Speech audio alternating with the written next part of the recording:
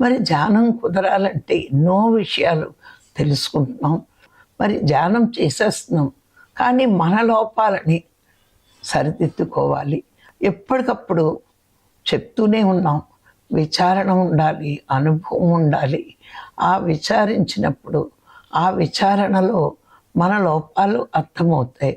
మరి గురువులు చెప్పింది, శాస్త్రాలు చెప్పింది అనుభవంలోకి తీసుకుంటూ ఉండాలి.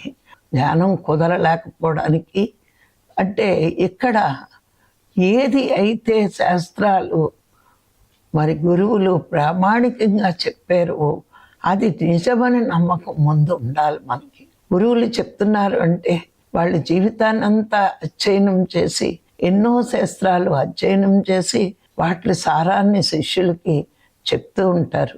అందుకే అంత మనం అధ్యయనం చెయ్యక్కర్లేదు, గురువులు చెప్పింది పాటిస్తే సరిపోతుంది, శాస్త్రాలు చెప్పినవి పాటిస్తే సరిపోతుంది అని మనం అర్థం చేసుకుని ఆచరణలో పెట్టుకోవాలి.